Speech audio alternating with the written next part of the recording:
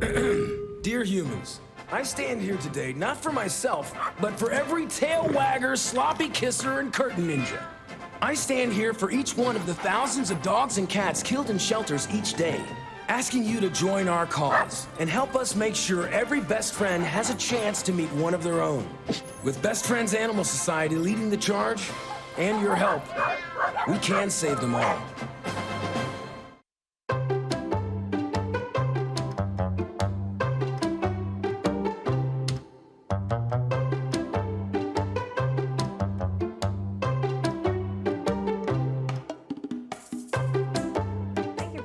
For Pet Connect, I'm Tara Douglas.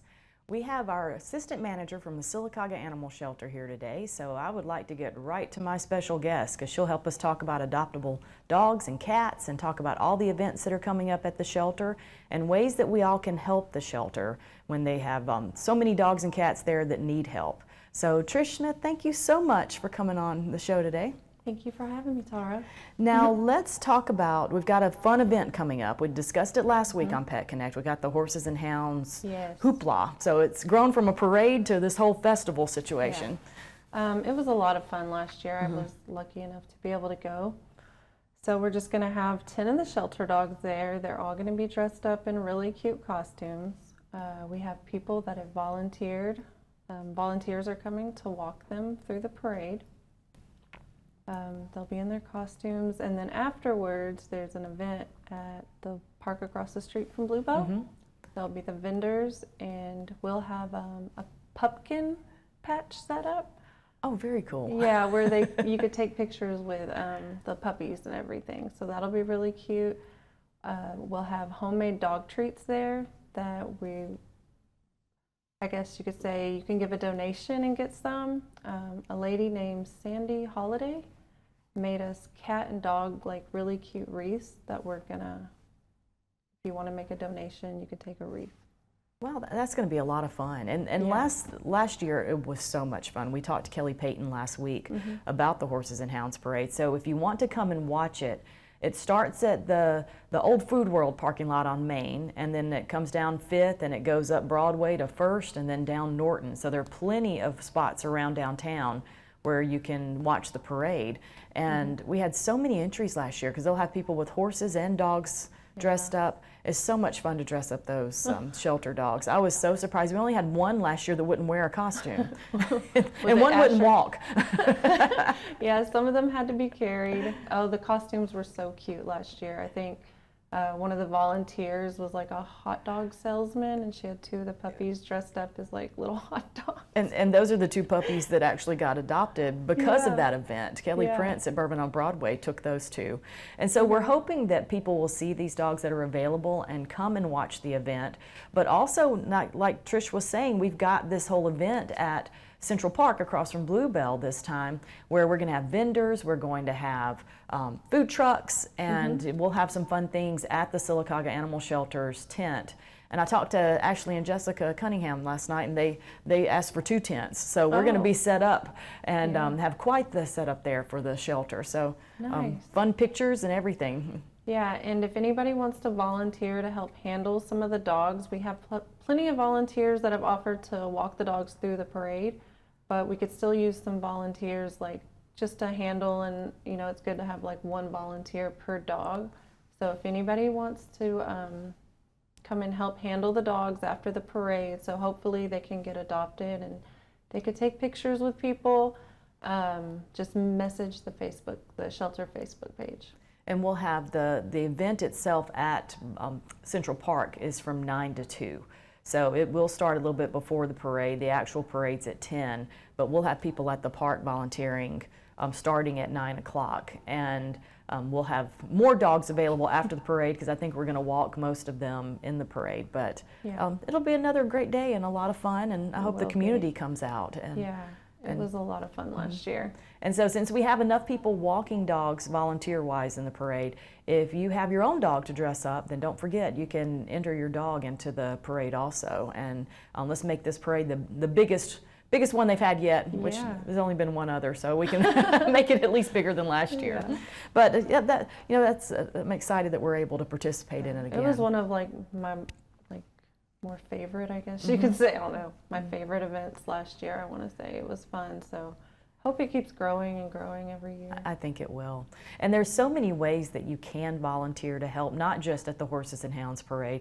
We do have some events coming up that we'll continue to talk about on this show.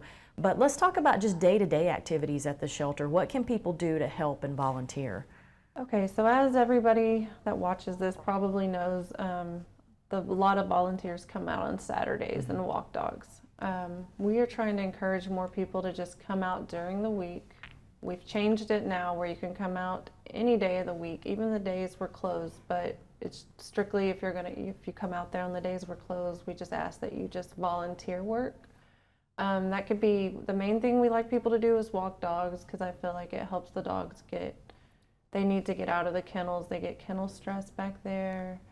And y'all do such a good job as a shelter getting the dogs out and letting them interact with each other, and it's always nice to drive up and see that you've got dogs out that are in the play yard or dogs out walking so that they can get out of those kennels. But volunteer helps so much with that. Yeah, that really helps, because people always tell me, like, this dog, they'll tell me specifics about the dog that helps get them placed in a home, or things we may not have known, like, oh, this doesn't really like, it's a little bit scared of males. So then that way we can help the dog by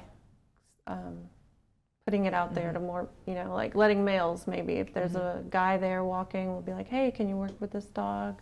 Or just different little quirks the dogs have. And I don't know if people really understand how important it is to have these volunteers get out there, because it's not just about the dog having a better day. The more we do that, the more information we have where we can work with the potential adopters, like Trish was saying. You can know the personality of the dog. You can know if we're trying to work with a rescue in another state to send the dogs, we have more information. So it's so valuable to have people come and do that. It really is, because when volunteers are there, I see behaviors out of the dogs that we don't know, because they're used to us and they see us every day, but sometimes they act, different around people that they don't see every day. So it's really, really helpful to expose them to new people and new things, because some of these dogs have been there and that's all they know is the shelter.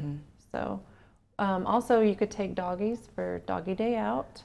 You could take the dog, if you want to do that, out for like a pup cup. We have a volunteer, he comes and gets the dogs randomly, and he'll take the dog out to his lake house, and it's just a nice little retreat for the dogs, to get out for a day, and then you can get good photos and videos of them, see how they do in your house or in your family, or just wherever. You don't have to take them to your house, but just wherever out. And that's so helpful too, to have all these pictures and videos to show people when they want to come and adopt a dog, or to share it on Facebook. And so if you see a post on Facebook, share it, because you may not know that one of your Facebook friends is looking for a dog, and then we can have lots of information about that. And now we've got puppies at the shelter too, so you said that it can be helpful to have people come out and interact with the puppies also?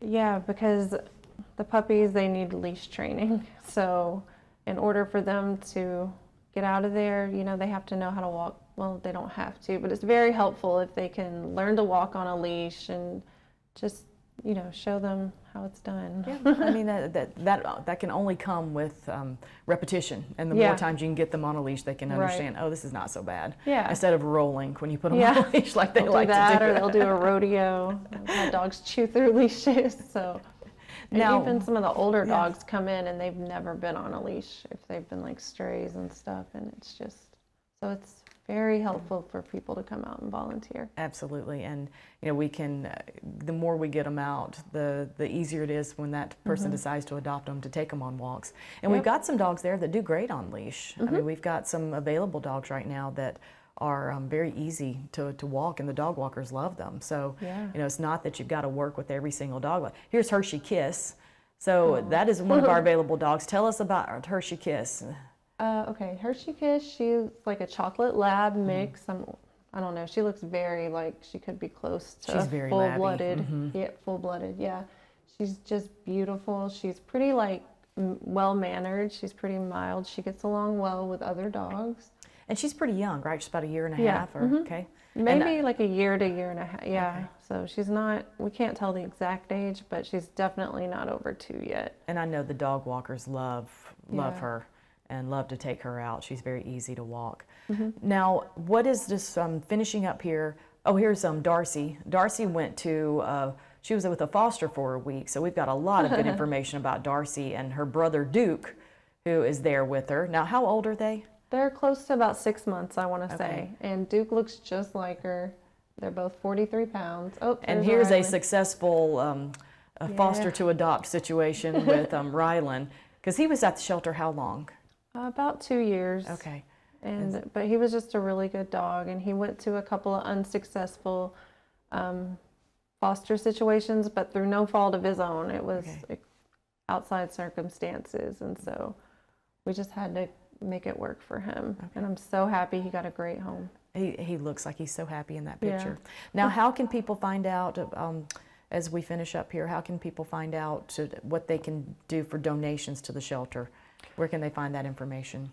We usually have an Amazon link. We Okay. post a new wish list at the beginning of every month. But if you just want to ever donate, we always accept dog treats. We always have a need for wet adult and puppy food. Okay.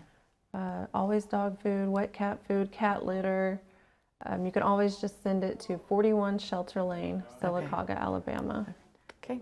Well, thank you so much for coming on the show. I know there's more we wanted to discuss, but we'll have you on again soon. Yeah. And thank you so much for joining us for Pet Connect today. And remember, come out to the shelter or give them a call to find out when you can come during the week. But we'll be there this weekend, Saturday, from 11 to 1, walking the dogs. And we'd love to see more of the community come out and help at the shelter. Yes. And if you have any questions, message the shelter on their Facebook page.